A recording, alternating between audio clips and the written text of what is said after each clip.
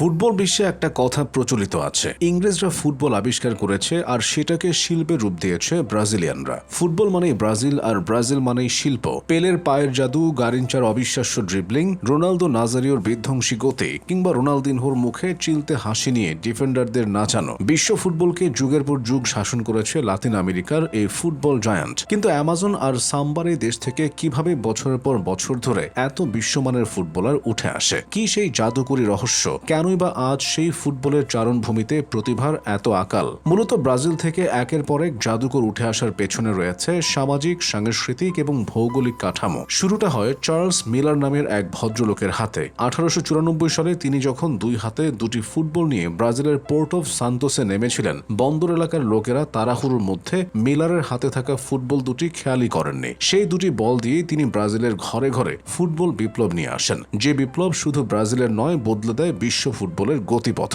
মিলারের যাত্রা শুরু করিয়ে দেওয়ার পর আর পেছনে ফিরে তাকাতে হয়নি ব্রাজিল ফুটবলকে। এরপর ফুটতে শুরু করে শত শত ফুল, তরতর করে এগিয়ে যেতে ভিন্ন মাত্রা যোগ করে কৃষ্ণাঙ্গদের অংশগ্রহণ। অগ্রযাত্রার এই ধারাতে ব্রাজিল পেয়ে যায় তাদের প্রথম তারকা আর্থার ফেরেনরাইখকে। এরপর থেকে একে একে আসতে থাকেন ডমিঙ্গোস দা গিয়া, লেওনিদাস দা সিলভা এবং জিজিনিওর মতো তারকারা, যা পরে পূর্ণতা পায় পেলে, গারিনচা, দিদি, নিলটন সান্তোস কিংবা ভাবাদের মাধ্যমে। তাদের হাত ধরে ব্রাজিল জেতে তিনটি বিশ্বকাপ। এরপর জায়ারজিনিও, জিকো কিংবা সক্রেটিসরাও ফুটবল দুনিয়া মাতিয়ে রাখেন। একই পথ ধরে এরপর বেরিয়ে আসেন রোমারিও, রোনালদো এবং রোনালদিনহোর মতো বিশ্বজয়ীরা। ফেনোমেনন রোনালদো আর ব্রুগজো রোনালদিনিওর পরে এসেছিলেন কাকা, আদ্রিয়ানো এবং নেইমাররা। ব্রাজিলে এত সব কিংবদন্তিতুল্য খেলোয়াড় তৈরি বড় একটি ক্ষেত্র ছিল স্ট্রিট ফুটবল। রাস্তার পাশে কিংবা অলিগলির ফুটবল থেকেই রিভেলিনো, জিকো, রোমারিওর মতো ফুটবলারদের উত্থান। ইউরোপের শিশুরা যেখানে আধুনিক মসৃণ গ্রাস পিচে নিখুঁত নিয়মে খেলা শেখে,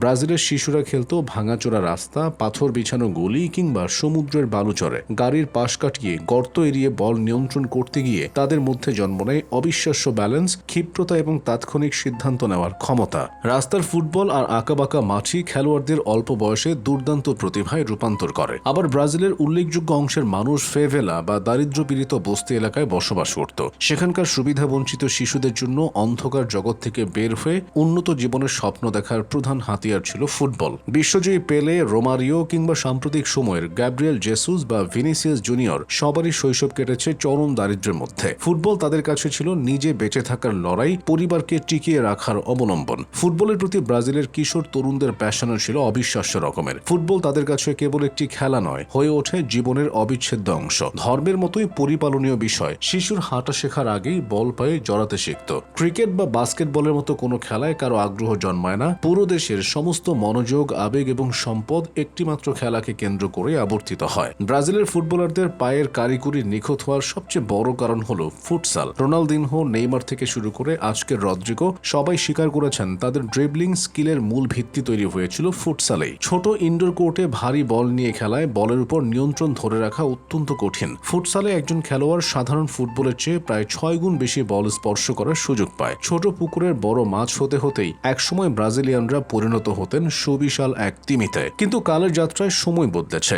যে ব্রাজিল 2002 সাল পর্যন্ত 5 বার বিশ্ব চ্যাম্পিয়ন হয়েছিল, বিগত 24 বছরে তারা বিশ্বকাপের সেমিতে গেছে মাত্র একবার। সর্বোচ্চ অর্জন সেমিতে থাকা 4 দলের মধ্যে চতুর্থ হওয়া। বাকি 4 বিশ্বকাপে যাত্রা থামে কোয়ার্টার ফাইনালে। নেইমারের পর কে? এই প্রশ্নের জবাবে অনেকে হয়তো ভিনি, রদ্রিগো কিংবা রাফিনিয়াদের নাম বলবেন, কিন্তু তারা যতটা রিয়াল মাদ্রিদ বা বার্সেলোনার তারকা, ব্রাজিলের ততটা নন। 22 বিশ্বকাপের পর নেইমার যখন ধুঁকছিলেন, তাদের কাঁধেই ছিল ব্রাজিলের ফুটবলকে টেনে নেওয়ার দায়িত্ব, কিন্তু তারা তা করতে পুরোপুরি ব্যর্থ। ক্লাবের জার্সিতে যত উজ্জ্বল, জাতীয় দলে 3 জনই ঠিক ততটাই ম্লান। ব্রাজিলিয়ান ফুটবলের চিরায়ত যে নান্দনিকতা, সেটাও তাদের খেলাতে অনুপস্থিত। খেলার ধরনে লাতিন সৌন্দর্যের বদলে ইউরোপের ছোঁয়া বেশি। একক নৈপুণ্যে ম্যাচের গতিপথ বদলে দেওয়ার মতো জাদুও কেউ কখনো দেখাতে পারেননি। এবারে বিশ্বকাপ বাছাই পর্বেও ব্রাজিলকে ইতিহাসের অন্যতম ভয়াবহ ফর্মের মধ্য দিয়ে যেতে হয়েছে। একের পর এক কোচ পরিবর্তন, নেইমারের ইনজুরি এবং বড় টুর্নামেন্টগুলোতে কোয়ার্টার ফাইনাল বা সেমিফাইনাল থেকে বিদায় নেওয়া এখন ব্রাজিলের নিয়মিত চিত্র হয়ে দাঁড়িয়েছে। নতুন তারকা হিসেবে আগের মতো জাদ্রেলকে উঠে আসছেন তেমন ইঙ্গিত নেই। যারা আসছেন সবাই ইউরোপিয়ান ছাঁচে তৈরি হওয়া ফুটবলার। ব্রাজিলের সৌন্দর্যভিত্তিক ফুটবলের সার্বত্য যাদের মধ্যে নেই বললেই চলে। এমন সংকটের জন্য শিকড় থেকে বিচ্ছিন্ন হয়ে যাওয়াকে দায়ী মনে করেন বিশ্লেষকরা। আগে ব্রাজিলের খেলোয়াড়রা দেশের ক্লাবে খেলে যোগ্য বনিত শিখে তবেই ইউরোপে যেতেন। সেই ফর্মুলাতেই খেলতেন ইউরোপেও। কিন্তু এখন ইউরোপীয় ক্লাবগুলোর স্কাউটিং ব্যবস্থা এতটাই শক্তিশালী যে বয়স 17-18 বছর হওয়ার আগেই ভিনিসিয়াস, রদ্রিগো কিংবা তরুণ বিস্ময় এনরিককে কিনে নিচ্ছে ইউরোপের ক্লাবগুলো। ফলে তারা শৈশবেই ইউরোপের কঠোর ট্যাকটিক্যাল এবং যান্ত্রিক ফুটবলের ছাঁচে নিজেদের গড়তে বাধ্য হচ্ছেন। এদিকে হারিয়ে যাচ্ছে ব্রাজিলের চিরাচরিত সেই স্বাধীন, সৃজনশীল এবং ড্রিবলিং নির্ভর ফুটবল। তারকা হিসেবে যারা আবির্ভূত হচ্ছেন তারা জানেনই না ব্রাজিলিয়ান ফুটবলের আসল রূপ কি, জানেন না ব্রাজিলের মাটির সঙ্গে ফুটবলের অন্তরঙ্গ সম্পর্কটাই বা কেমন। এসব খেলোয়াড়রা ব্রাজিল ফুটবলে স্রেফ আগন্তুক হিসেবে থেকে যাচ্ছেন। দলে প্রাণহীন হয়ে পড়েছে দলটির খেলা। অবশিষ্ট নেই ব্রাজিলিয়ান ফুটবলের স্পিরিটও। এমনকি আঞ্চলিক প্রতিদ্বন্দ্বীদের সঙ্গেও পাল্লা দিতে পারছে না দীর্ঘতম সময়ের বিশ্ব চ্যাম্পিয়নরা। যে ব্রাজিলের ফুটবলের কেন্দ্রবিন্দু ছিল রাজপথ, সেখানে এখন আর কেউ রাস্তায় খেলে না। ফুটবল খেলতে খেলতে কেউ কারো জানালা ভেঙে ফেলেছে এমন কথা আর কোথাও শোনা যায় না। ফেভেলা বা রাস্তার ফুটবল সংস্কৃতির জায়গা দখল করে নিচ্ছে মোবাইল গেমস, ইন্টারনেট এবং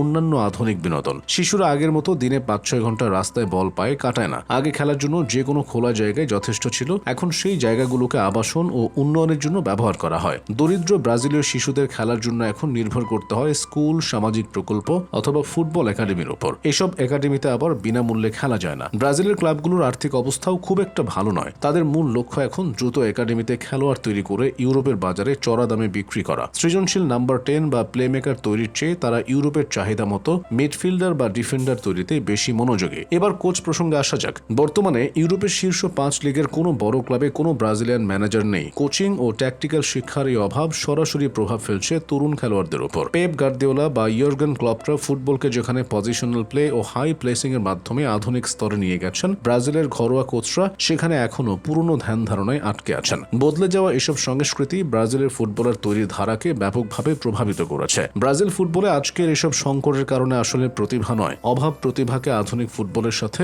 সামঞ্জস্য রেখে সঠিক উপায়ে গড়ে তোলার ব্যবস্থার। যদি ব্রাজিলিয়ান ফুটবল ফেডারেশন তাদের তৃণমূল কাঠামো সংস্কার করতে পারে ইউরোপীয় ট্যাকটিক্সের সাথে নিজেদের ঐতিহ্যবাহী যোগ ও মনিত সঠিক মিশ্রণ ঘটাতে, তবেই হেক্সা বা 6ষ্ঠ বিশ্বকাপ জয়ের অধরা স্বপ্ন সত্যি হবে। ফুটবল বিশ্ব অধীর আগ্রহে অপেক্ষা করছে হলুদ সবুজ জার্সির সেই ছন্দময় সাম্বা নৃত্যের পুনরুত্থান দেখার জন্য।